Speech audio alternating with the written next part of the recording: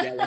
So with Dave, what it was is he looked after me when I was in the children's home, 1993. It's my first children's home. I'd just moved there when the foster placement had broken down. So that was my forever family. So you got to imagine my mind state when I'd gone to this children's home. Wow. I'm living with 14 other children. My whole Mm. identity is misshaped because I'm thinking I'm not good enough for that sort of white mom and that black dad. And now I've come to live in this children's home. I remember Dave was that one person that would sort of come to me and sort of comfort me and take me out on walks. We went Wow. camping together, obviously with all the other children as well.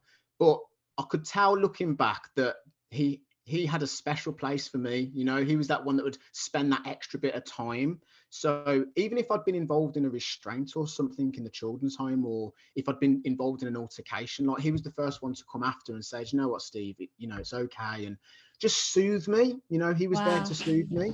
And then what happened is I left that children's home. I went in a bunch of other placements. Fast forward to when I was about 17, I'm walking down the high street and all I hear is, Stephen, is that you? And I look around and it's Dave. And we stood on that high street for probably about, I'm not exaggerating, probably about 3 hours. Stood there chatting, talking. How's your life been? And we connected in that moment. We just Sweet. connected and he introduced me to his family. I went back and met his wife and his children, and it was absolutely phenomenal. We went out to New York together. We've been to Chicago. We've been to Germany. We've been to Ireland. It's just been, I mean, so when Dave came back into my life at 17, I was very much in a place where I still hadn't got things to get. I was sort of smoking cannabis, I was drinking, I was out late nights, I was quite abusive towards people, I was arrogant, I was rude, all of the above. And I think that was just the after effects of a lifetime in care. Right, The yeah. world owes me something, you know, Mm-hmm. and who are you to tell me what I can't do? You know, that type of attitude.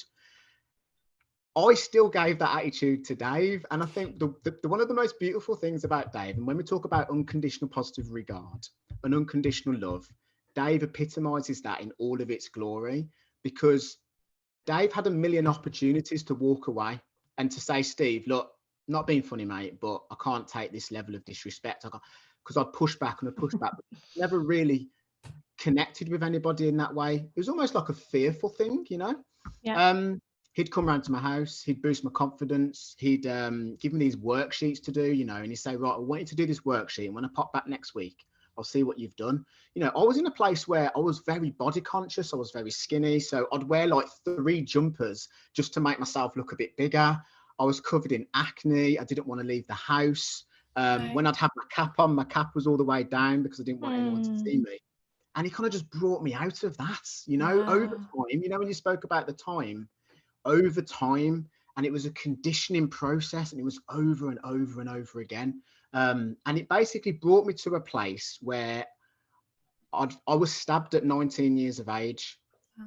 Dave came to the hospital. I mean, after I Wow. was coming out and had to go to see the police and stuff. Um, and he spoke 2005, and he said to me, look, you know, what are we doing here? Because you're just going off here. You're just going to either end up dead or in Yeah. prison. You're like, I was Yeah. hanging around with the wrong people. I was doing all the wrong stuff. Um, and he helped me to formulate a plan that would change everything. And the plan was to stop smoking, to stop drinking, to move out of Aston, to change my address, to change my mobile number, to basically reinvent myself. The only thing that Yeah. didn't change was my name.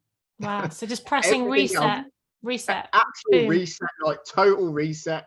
And I got a job. I was working in a factory on a forklift truck. You know, that was an accomplishment for me. I'd That's got my own amazing. forklift Yeah. license. And then one day I'm sat on the forklift truck at break time, and this advertisement was in the paper for a residential support worker. This was 2007. And I showed Dave in the paper, and he said, you know, what have you got to lose? Go for it. And I was like, they're not going to take me on. I've got no experience. So anyway, I went for this interview. And in the interview, I literally took my photo album of me in care. And I said, the only actual work experience I have is on a forklift truck. Wow. Oh my And gosh. I don't have any GCSEs. I don't have any qualifications. It's just me, my photo album, and a smile. And that is it. And yeah, they called me back, and I was just waiting relentlessly. Oh my God, you know, they're going to say yes. Because in my mind, I was thinking, if they didn't accept me, I'd have to go back on the forklift truck. And I thought, I've got more to offer than driving a forklift truck. And they gave me the job. And I remember coming out of the home, pulling up on the side of the road and just shouting in my car, like, I can't believe this. I've just achieved going to work in a children's home. And then Wow. that took me on a different journey. And then obviously my kids came along, and Dave was the first person that I went to when I found out that I was going to be a dad. That's Because amazing. if the truth be told, when I found out, I was really upset. I didn't Yeah. want to be a dad. We didn't plan for it. You know, the contraceptive pill hadn't sort of done its job. And I'd gone over to Dave and I said, look, my life's pretty much over. I'm going to be a dad. Like, it's just, and again, he went back into that soothing fatherly figure to say, look, Nice. your life's not going to be over. Your life's actually just beginning, because now you've got to be responsible for another life. He says, you know, Lorna's going to be having the child, as she's already said. And it's like, you can either be there for her and the child, or you don't. And you just be one of them dads that just dwindles away. And he says, well, remember the life that you lived. Remember the childhood that you had. You know, what do you want for your own child? So anyway, long story short, I just became engrossed with the idea of becoming a dad, and I'd be out late night in Asda getting all the baby stuff, and it was just something there. And then when Malachi was born, I remember he was, because it was a C-section, and we had him when he was 10 minutes old, because he had to go, you know, out of this IRU, I can't remember the name of, in the hospital, but we I just remember sitting there because Lorna was still sort of asleep, I suppose, and I remember holding Malachi for the first time and just crying, just tears was coming out of my eyes. I couldn't believe that I was holding my own child. It was absolutely amazing. So Dave was there throughout all of that. So he's always been, and I spoke to him last night actually, and he was saying, like, you know, we're going to do a podcast and stuff, but he was saying, like, it's interesting how on the video that I did for him, I asked, you know, do you believe in angels? And that I do.